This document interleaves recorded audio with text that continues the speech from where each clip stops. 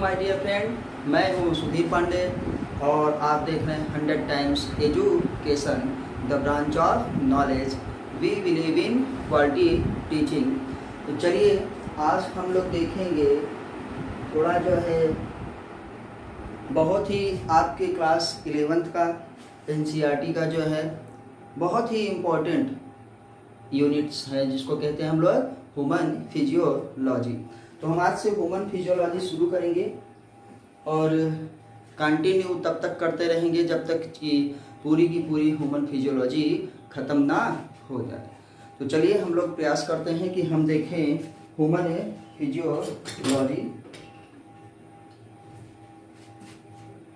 आइए, इसमें आपको कुल मिला के पढ़ने पड़ते हैं 7 चैप्टर आपको पढ़ने पड़ेंगे। हम लोग देखेंगे ह्यूमन फिजियोलॉजी क्योंकि ये क्लास 11th की बायोलॉजी की NCERT बुक में है और आपका सिलेबस पूरा का पूरा NCERT ही है। तो आप प्लीज़ केवल आप NCERT पर ही फोकस करिए, किसी और चीज़ को आपकी पढ़ने की ज़रूरत नहीं पड़ेगी। बाकी हम लोग यहाँ पे देख लिया करेंगे। तो चलिए ह्यूमन फिजियोलॉजी में हम लोग 7 चैप्टर पढ़ेंगे। आइए आपको देखते हैं। तो class 11 biology, class 11th biology में हम क्या देखेंगे, यहाँ पे आपको देख रहे हैं ह्यूमन फिजियोलॉजी। ह्यूमन फिजियोलॉजी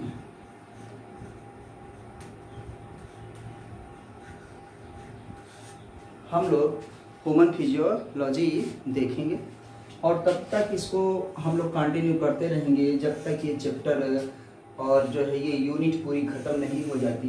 तो ये आपकी यूनिट है, यूनिट 5 है ये, और यूनिट 5 में आपको 7 चैप्टर मिलेंगे। पहला चैप्टर हमारे पास है डाइजेशन एंड एब्जॉर्प्शन। यूनिट 5 में आपको 5 हैं। पहला हमारे पास है क्या है, फर्स्ट यूनिट, और पहली 5वीं यूनिट में पहला चैप्टर है डाइजेशन एंड क्या है, एब्जॉर्प्शन।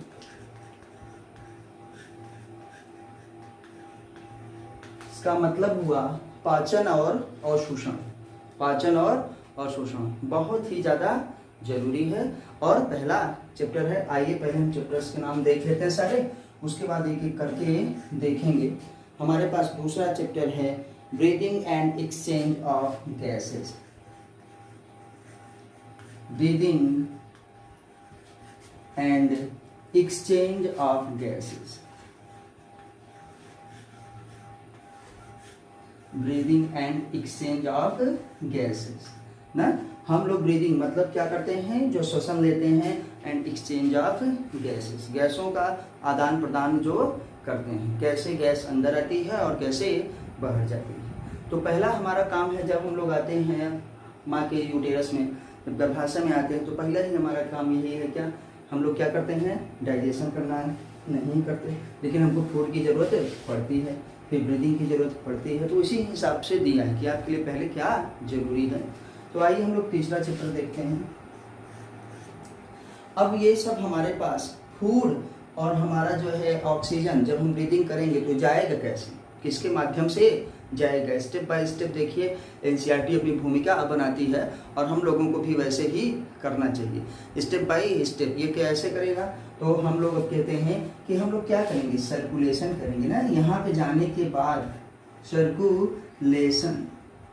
सर्कुलेशन एंड हमारे पास हम लोग क्या करते हैं, ब्लड का पूरा क्या करते हैं, बॉडी फ्लूइड। हम देखिए यहाँ पे आपको पहले सर्कुलेशन इसलिए लिखिए क्योंकि हमारे पास जो हम लोग डाइजेशन के हमारा एब्जॉर्प्शन हो गया ना, और हमने ऑक्सीजन लिया, तो वो सब कैसे सर्कुलेट करता है, ठीक। तो हमने इसलिए पहला नाम सर्कुलेशन रख दिया, और वो किसके थ्रू, बॉडी फ्लूइड के थ्रू। तो आप इसको इधर भी कर सकते हैं, जैसे NCERT में है बॉडी फ्लूइड एंड सर्कुलेशन, हमने लिखा है यहाँ पे सर्कुलेशन एंड बॉडी फ्लूइड। अब चौथा हमारे पास, चौथा चैप्टर हम लोग उसके बाद पढ़ेंगे क्या, अगर सब कुछ हम लोग कर चुके हैं, तो अगर हम ऑक्सीजन वगैरह ले जा रहे हैं तो हमको क्या करना पड़ेगा, इसको निकालना भी पड़ेगा। कुछ प्रोडक्ट जो बचे रहेंगे उसको हम लोग क्या करेंगे, निकालेंगे भी। Excretory product and their elimination. Elimination मतलब उनको बाहर निकालना, और कॉमन भाषा में, सिंपल लैंग्वेज में हम लोग सीधे इसको क्या कह देते हैं, एक्सक्रीशन। क्या कहते हैं, एक्सक्रीशन। मतलब कुल मिला के जो हमको डाइजेशन के बाद बचता है, जो हम ब्लड सर्कुलेशन हो जाता है, ऑक्सीजन हमारा लग जाता है, जो हमारा बेस्ट प्रोडक्ट बचता है ना हमारे लिए, जो आवश्यक नहीं है, और हमारे पास जो पॉइजनस भी हो सकते हैं हमारे शरीर के लिए, अगर वो इकट्ठा होते रहेंगे तो हम लोग क्या करते हैं, उसको बाहर निकालते हैं, जिसमें हम लोग अपनी किडनी वगैरह पढ़ेंगे। इसमें हम लोग डाइजेशन एंड एब्जॉर्प्शन में क्या पढ़ेंगे कि भोजन का पाचन कैसे होता है ना, और जो है उसके हमको ज़रूरत क्यों पड़ी भोजन की, हमको एनर्जी के लिए, और क्या करते हैं बॉडी के रिपेयरिंग के लिए, टिश्यू के रिपेयरिंग के लिए। तो इसमें फिर हम डाइजेशन के लिए हम पहले पढ़ेंगे डाइजेस्टिव ऑर्गन्स क्या होते हैं, एलिमेंट्री कैनाल वगैरह, और हमारे पास क्या है डाइजेस्टिव ग्लैंड्स पढ़ेंगे।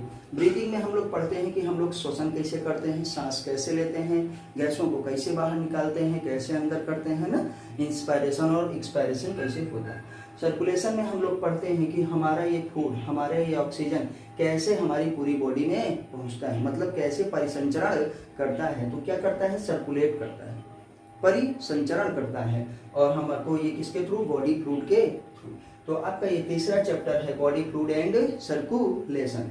चौथा हमारे पास आता है excretory product and there elimination, जिसको हम कॉमन भाषा में कहते हैं एक्सक्रीशन। क्या है, उत्सर्जन, कैसे हम उसको बाहर निकालते हैं, कौन से वो प्रोडक्ट हैं जो हमारे लिए आवश्यक नहीं है और हमारी बॉडी में पड़े पड़े क्या करेंगे, वो हमको पॉइजनस हो जाएंगे और हमको प्रॉब्लम ही क्रिएट करेंगे। तो इससे अच्छा उसको हम निकाल देते हैं। तो चलिए हम लोग पांचवा देखेंगे, लोकोमोशन एंड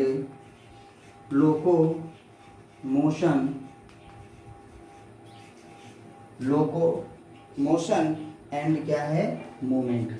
देखिए लोकोमोशन एंड मूवमेंट में अंतर है, आपको हम बताएंगे। अभी देख लेते हैं लोकोमोशन क्या होता है कि जब ऑब्जेक्ट क्या करे, खुद का पोजीशन चेंज कर दे, तो वो लोकोमोशन हुआ। मतलब हम यहाँ से देखिए, यहाँ से यहाँ चले जा रहे हैं, यहाँ से वहाँ चले जा रहे हैं, तो वो लोकोमोशन है।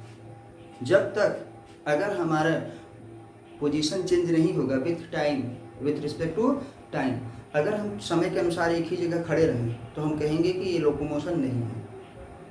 भले अपना ऐसे हाथ पर ऐसे ऐसे हिलाते रहें, ऐसे डांस वांस करते रहें एक ही जगह खड़े होके, उसको कहेंगे मूवमेंट हो रहा है, लेकिन लोकोमोशन नहीं हो रहा है। तो लोकोमोशन क्या होगा, हम लोग जब पूरा का पूरा टाइम के अनुसार जो है, समय को साथ साथ जो है अपने स्थान में भी परिवर्तन करते हैं। हम लोग क्या करते हैं, वहाँ से हमारी पोजीशन चेंज हो जाए तो हम उसको कहते हैं लोकोमोशन, और नहीं तो वो क्या होता है, मूवमेंट। जैसे प्लांट्स वगैरह में क्या हो रहा है, पत्तियाँ हिल रही, फिर अपनी जगह आ रही, फिर आए, जैसे पेंडुलम घड़ी में फिर गया, फिर अपने फिर आए, वो मूवमेंट है। हम एक ही जगह खड़े होकर ऐसे ऐसे डांस करते रहें, क्या है, मूवमेंट है ना, ये हम देखिए मूवमेंट कर रहे हैं, लोकोमोशन नहीं। तो हम लोग पाँचवें में इसको पढ़ेंगे। आइए देखते हैं छठवें में, हम लोग देखते हैं कि छठवें में हमको क्या पढ़ना है। छठवां चैप्टर हमारे पास है छठा, neural control and their coordination. Neural control मतलब कुल मिला के नर्व्स के बारे में, कंट्रोल्स एंड कोऑर्डिनेशन। कोऑर्डिनेशन हम लोग कैसे कोऑर्डिनेशन बनाते हैं, एक दूसरे के साथ समन्वय कैसे बनाते हैं, हमारी बॉडी कैसे समन्वय बनाती है, कैसे हम काम करते हैं ना। हम लोग जो है, आपको पता है कि ब्रेन सबसे इम्पोर्टेंट है, और इसीलिए लोग कहते हैं कि हेलमेट भी लगा के चलिए, क्योंकि पूरा का पूरा न्यूरल सिस्टम, पूरे के पूरे न्यूरॉन सबसे ज़्यादा ब्रेन में है। हमको उसमें पूरा का पूरा अपना जो है न्यूरल सिस्टम में हमको पूरा ब्रेन और अपना स्पाइनल कॉर्ड से पढ़ना पड़ेगा। उसमें क्रेनियल नर्व्स आएंगी और स्पाइनल नर्व्स भी आएंगी, तंत्रिकाएँ आएंगी ना। तो क्योंकि यही हमारी सूचनाओं का आदान प्रदान होता है। कैसे पता चलता है कि हमको पेन हो रहा है, या हमको टॉयलेट जाना है, या हमको भूख लगी है ना, हर चीज़ न्यूरल कोऑर्डिनेशन के थ्रू होता है। हर चीज़ न्यूरल कोऑर्डिनेशन के थ्रू होता है, और हम उसमें कोऑर्डिनेशन मतलब उसमें क्या करते हैं, कोऑर्डिनेशन सामंजस्य कैसे बनाते हैं, समन्वय कैसे बनाते हैं। तो चलिए आइए हम लोग देखते हैं लास्ट चैप्टर देखेंगे chemical coordination and their integration. 7वें और लास्ट चैप्टर है केमिकल कोऑर्डिनेशन। इसमें हम लोग क्या पढ़ेंगे, इसमें हम लोग हार्मोन्स वगैरह के बारे में पढ़ेंगे ना, कि केमिकल कोऑर्डिनेशन एंड इंटीग्रेशन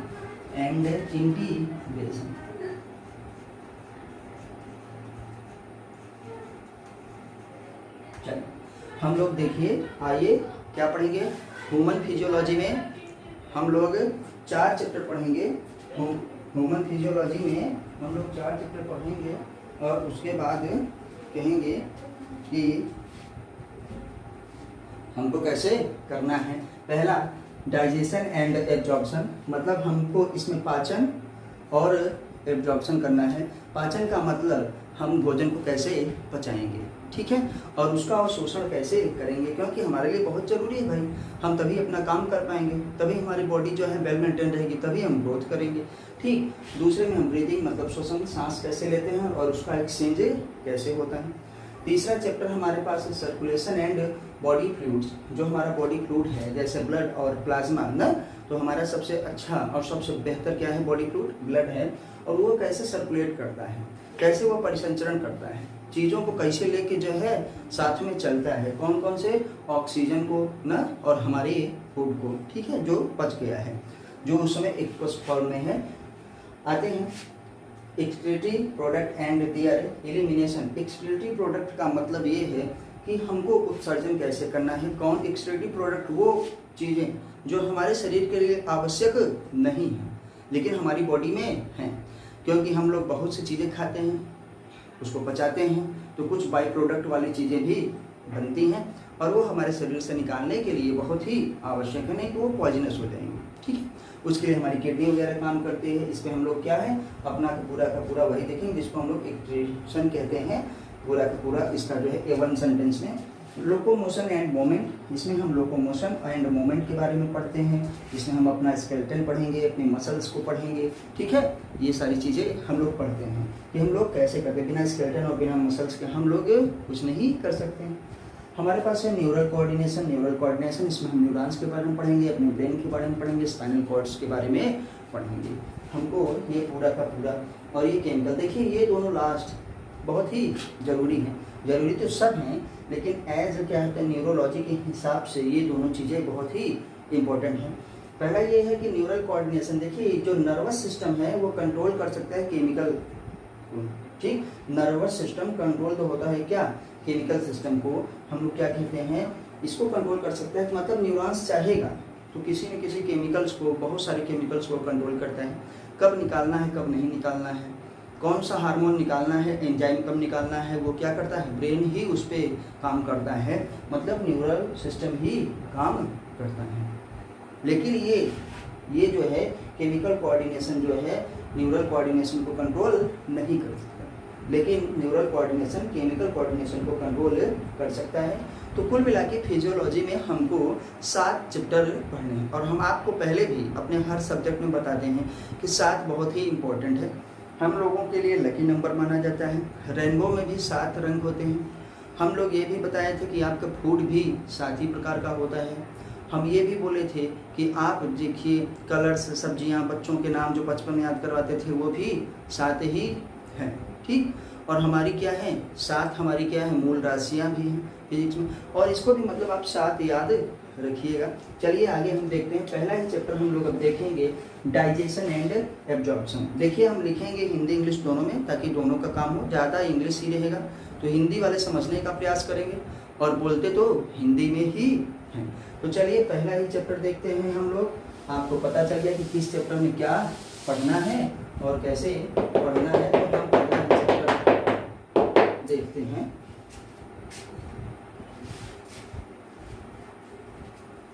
आइए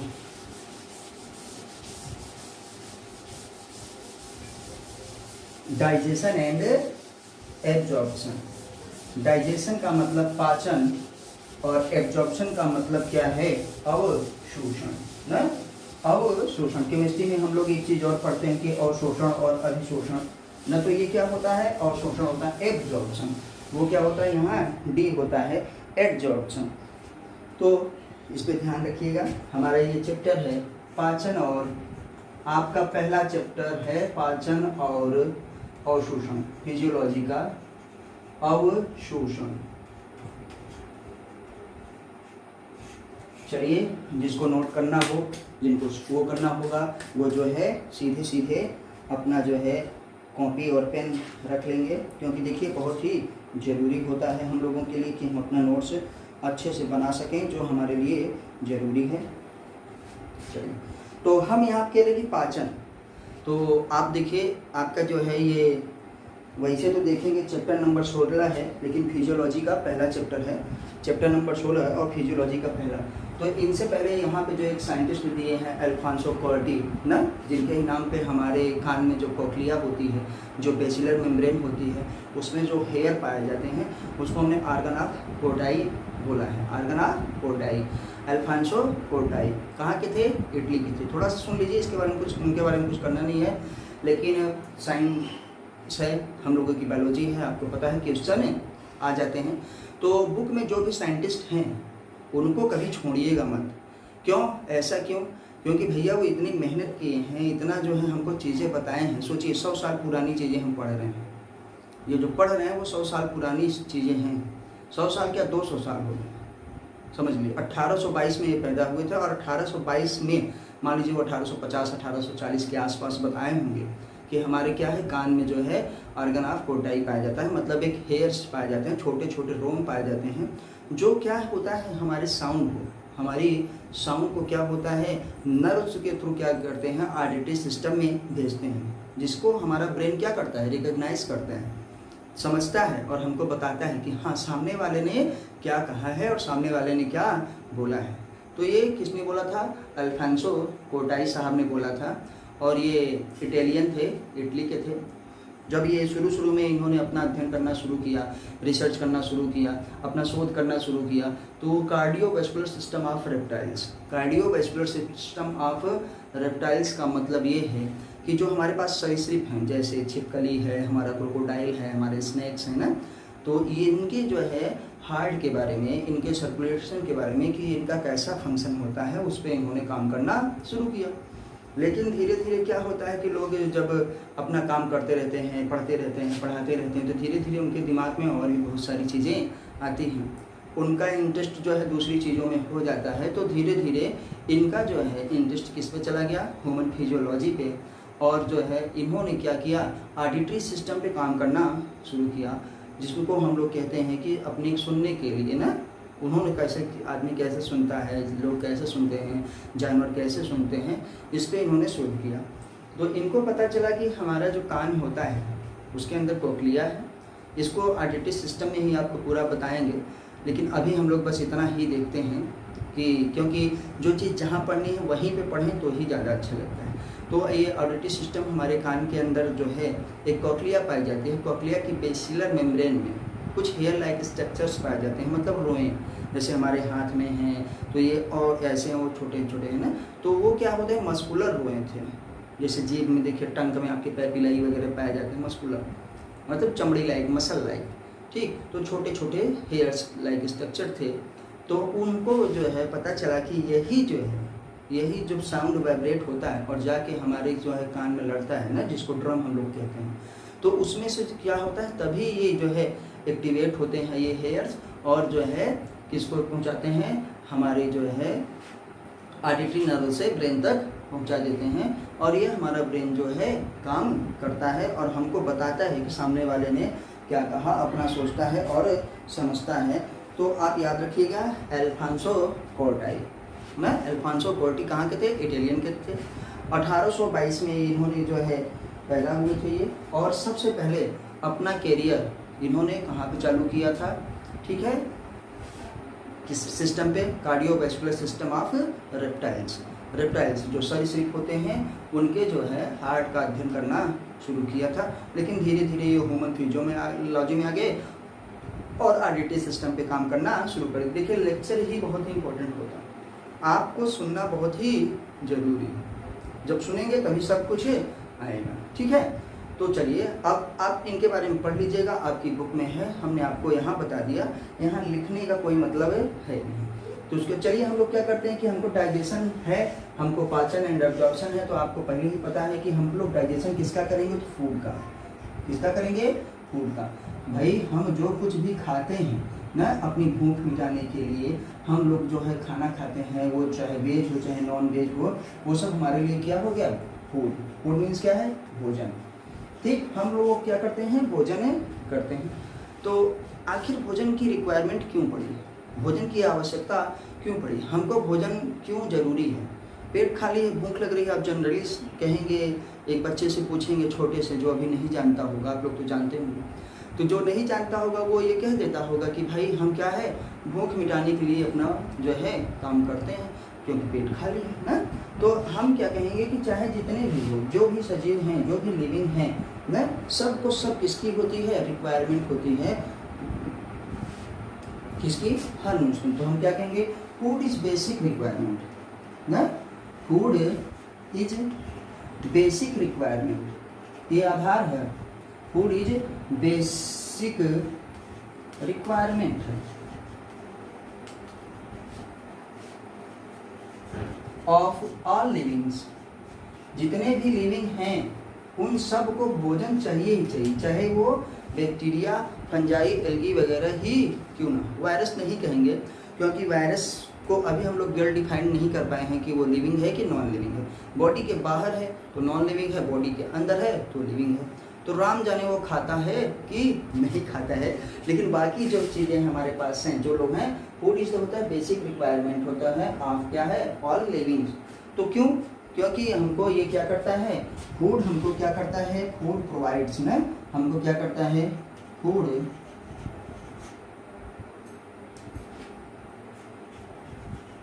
प्रोवाइड क्या, एनर्जी, हमको क्या देता है, एनर्जी, ऊर्जा ना, and organic materials, organic materials. Organic materials का मतलब ये हमारे कार्बनिक पदार्थ ना, क्या है, ऑर्गेनिक मटेरियल्स। तो हम क्या कहेंगे, फूड प्रोवाइड क्या करता है, food provides energy and organic materials which is important for growth, किसके लिए, वृद्धि के लिए, important for growth and growth, which is important for growth and repairing of tissue, repairing of tissue। ऊतकों में जो टूट फूट होती है उसके लिए हमको किस लिए चाहिए, आइए देखते हैं कि फूड जिस होता है हमको क्या करता है। पहली बात तो ऊर्जा प्रोवाइड करता है, एनर्जी प्रोवाइड करता है, हमको एनर्जी देता है जिससे हम अपना काम करते हैं। भाई जब हम खाना नहीं खाते हैं या जब थक जाते हैं काम करते करते, तो लोग कहते नहीं हैं, क्या कहते हैं, अरे खावे पीवे नहीं करते हैं, खाते पीते ही नहीं हो तो कहाँ से ताकत मिलेगी। तो ये एनर्जी, ठीक, जिसको हम कॉमन भाषा में कह देते हैं ताकत ना, ऊर्जा, हमको ऊर्जा मिलती है जिससे हम अपना काम करते हैं। अपने रोज़मर्रा की ज़िंदगी में जो हम काम करते हैं, आज हम आपके सामने बोल रहे हैं, हम आपको देख रहे हैं, आप हमको देख रहे हैं, किसकी वजह से, एनर्जी की वजह से। तो मतलब एनर्जी सबको चाहिए ही चाहिए होती है, हर लिविंग को चाहिए एनर्जी, ठीक। और दूसरा क्या चाहिए, हमको कुछ कार्बनिक पदार्थ भी चाहिए, ऑर्गेनिक मटेरियल्स भी चाहिए। इसलिए हमको ऑर्गेनिक मटेरियल्स चाहिए कि वही ऑर्गेनिक मटेरियल हमारे लिए हमको वो भी पोषण देगा ताकि हमारी वृद्धि हो। वृद्धि का मतलब देखिए, हम जब हमारी डिलीवरी हुई थी या बेबी जब होता है तो इतना छोटा सा ना, फिर इतने बड़े से, आज हमको देखिए हम इतने बड़े हैं, आप जो है इतने बड़े हैं ना, हमसे भी कोई और बड़ा हो, तो ग्रोथ हो रही है। और ग्रोथ ये होती रहती है प्लांट्स में तो continuous through out their life, ठीक। तो आपको ये पहले चैप्टर में आप लोग पढ़ चुके होंगे। चलिए, तो हम लोग क्या करते हैं कि ये हमारे पास क्या है, ग्रोथ के लिए, और क्या होता है, रिपेयरिंग ऑफ टिश्यू। हमें पास सेल डिवीजन 24 आवर्स हो रही है, कोशिका विभाजन 24 घंटे होता है। हम लोगों के पास 24 घंटे कोशिका विभाजन हो रहा है, और हम लोग क्या करते हैं, और फूट हो रही है, बॉडी को रिपेयर करना है ना। रिपेयर का मतलब जैसे ये हमारी बोर्ड है, हमारा ये एक वाल है, हमारे पास हमारा घर है, पुराना होता रहता है, उसमें टूट फूट होती रहती है, हम लोग उसकी मरम्मत करवाते रहते हैं, फिर से बनाते। उसके लिए क्या चाहिए था? वो मटेरियल चाहिए जो उसके लिए आवश्यक है। भाई घर बनवाना है तो उसके लिए सीमेंट चाहिए, बालू चाहिए, सरिया चाहिए, ईंट चाहिए, उसका मटेरियल हुआ। आपको फिर रिपेयरिंग करवाना है तो फिर सीमेंट वही चाहिए। तो हमारी बॉडी ग्रोथ करती है और उसके लिए हमको जो और रिपेयरिंग की जरूरत पड़ती है तो वही ऑर्गेनिक मटेरियल। यहाँ पे तो हम सीमेंट बालू लगा नहीं सकते, तो यहीं पे जो कार्बनिक पदार्थ है उसकी आवश्यकता हमको पड़ती है। तो ये दो के दोनों हमको कहाँ से मिलते हैं? फूड से। कहाँ से मिलते हैं? फूड से। फूड से, भोजन से। पहला हमारे पास क्या है? Energy and organic materials. तो चलिए हम देखते हैं यहाँ पे, जिसको नोट करना होगा वो नोट कर लेगा। हम लोग आगे देखेंगे यहाँ पे कंपोनेंट ऑफ फूड, भोजन के अवयव जो हम भोजन करते हैं ना। अभी हमने बात की कि हमको एनर्जी चाहिए और ऑर्गेनिक मटेरियल चाहिए। तो ऑर्गेनिक मटेरियल कहाँ से मिलेगा? वो कौन कौन से हैं? तो हमको भोजन से ही मिलता है। हम कुछ जो भी खाते हैं हमको वहीं से मिलता है। आज हम जो कर रहे हैं वो खाने के माध्यम से ही करते हैं। और दुनिया का वो कोई भी आदमी हो, ठीक है, अब इसको मिटा दे रहे हैं, आप लोग जान गए हैं थोड़ा सा, क्योंकि हमको और भी स्पेस चाहिए। तो हम पढ़ रहे हैं पाचन और अवशोषण, भोजन का पाचन और उसका अवशोषण। तो हम यहाँ पे चलिए आते हैं कंपोनेंट ऑफ फूड। आप सुनिए, हम बार बार इसीलिए बोलते हैं कि जितनी बार आप सुनते रहेंगे भोजन के अवयव, उतना बार आपको याद होगा अवयव, क्योंकि बार बार जो है अवयव। चलिए, भोजन के अवयव मतलब भोजन में क्या क्या पाए जाते हैं, या भोजन के घटक, भोजन के घटक जिसको हम कहते हैं कंपोनेंट ऑफ फूड्स, भोजन के अवयव। चलिए देखिए, जितना प्रोनाउंसिएशन करेंगे, जितनी बार आप करेंगे उतनी बार आप जो है देखिए, अगर वीडियो बड़ी हो जाती है तो आप उसको कई बार में देखिए, जरूरी नहीं कि एक ही बार में देखिए, और लेकिन प्लीज़ देखिए ज़रूर। और 100 टाइम्स एजुकेशन को जो है सब्सक्राइब करिए, अपने दोस्तों से भी सब्सक्राइब करवाइए। हमारी वीडियोज आपको कैसी लगी या कैसी लगती हैं उसको भी जो है आप जो है कमेंट के माध्यम से बता सकते हैं, ज़रूर बताइए, ताकि हम में भी अपने आप में सुधार कर सकें और जो भी दिक्कत हो उसको भी कंप्लीट कर सकें। और आपको कैसा लगता है वो भी ज़रूर बताइए, और वीडियो को लाइक करिए और दोस्तों के साथ शेयर करिए। देखिए, सब्सक्राइबर्स बहुत ही ज़रूरी होते हैं और आपका कुछ इसमें जाता नहीं, ये 100% फ्री ऑफ कॉस्ट है, कोई भी पैसा नहीं लगता। जो नीचे रेड बटन लिखी है सब्सक्राइब में, बस आप उसको दाबिए। उसको जब दाबेंगे तो आपके पास जो है बेल आएगी, घंटी जैसा आकार आएगा, उसको दाबिए, और उसके बाद फिर आपको 3 ऑप्शंस मिलेंगे। उस ऑप्शन में सबसे ऊपर वाला दाब दीजिए। तो उसका मतलब बस इतना होता है कि हमारी वीडियो जैसे ही अपलोड होगी वैसे ही आपको तुरंत पता चल जाएगा, आपके पास सीधे सूचना